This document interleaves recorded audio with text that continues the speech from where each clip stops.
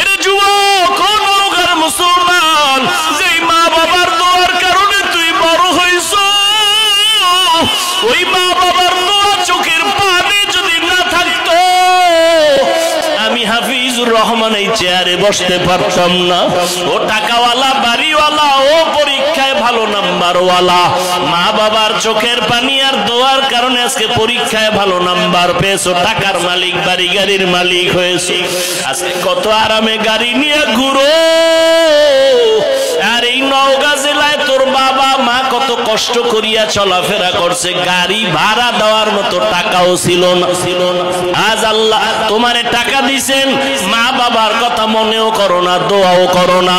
ওরে যার মা বাবা দুনিয়ায় নাই, কবরের কিনারায় গিয়া মাঝে মাঝে দোয়া করিও, আল্লাহর কাছে বলি ওরে মালিক মা বাবার হক আদায় করতে পারি নাই, মা বাবা জীবনে এত কষ্ট করেছেন, আমি যদি টাকাওয়ালা হইতাম আমি মা বাবারে শান্তিতে রাখতাম। আজ আমার মা এমন জায়গায় আছে, বিছানাও নাই, একটা বাতিও নাই, সাদা কাফনের প্যাকেট হইয়া কবরে ঘুমায়। ও সন্তান, ওই মা বাবারে কাঁদাইয়া যদি থাকো তাড়াতাড়ি মাওলার কাছে ক্ষমা চাও।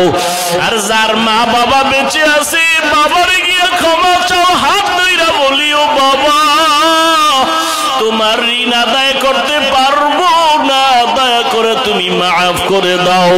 ও যুবকেরা, যদি মায়ের সাথে কষ্ট দিয়া বেয়াদবি করো, মায়ের বাসায় গিয়া বলবি মা তুমি দোয়া করলে আমারে মাওলা কবুল করবে, তোমার মনে বোধহয় কষ্ট গেছে এজন্য আমার আমল নাই, আমার কান্না নাই, মোনাজাতে পানি নাই। মা তোমারে বহু কষ্ট দিয়েছে, গোপনে জানি কত কান্না করেছো, আজ দয়া করে আমাকে মাফ করে দাও মা, আমারে তুমি সম্মানের জায়গায় নিয়ে আসছো, তোমার দোয়া ছাড়া আমি শিক্ষিত হতে পারি নাই, তোমার দোয়ার কারণে আজ আমার আল্লাহ সম্মান বাড়ায় দিছে। মা বাবার কাছে যদি চোখের পানি ছেড়ে দাও, মা মাথায় হাত দিয়া দোয়া করবে আর সে আজিমে চলে যাবে। ও যুবকেরা, পায়ে হাত রেখে বলে গেলাম আল্লাহর ভয় অন্তরে জমা করো, নবীর আদর্শের মালা গলায় লাগাও, তওবা করো পেছনের গুনাহ থেকে, মনে মনে আমার আল্লাহকে ডাকো আর বলো আল্লাহ জীবনে কত নামাজ ছাড়লাম, বেপরদায় চললাম, আজকে থেকে তওবা করতেছি, মরিয়া গেলে যাব, হায়াতের মালিক তুমি, ইজ্জতের মালিক তুমি, আর নামাজ ছাড়বো না, দাড়ি কাটবো না, বেপরদায় চলবো না, মা বাবারে কষ্ট দিব না। উলামায়ে কেরামের পরামর্শ নিয়ে নবীর সুন্নাত অনুযায়ী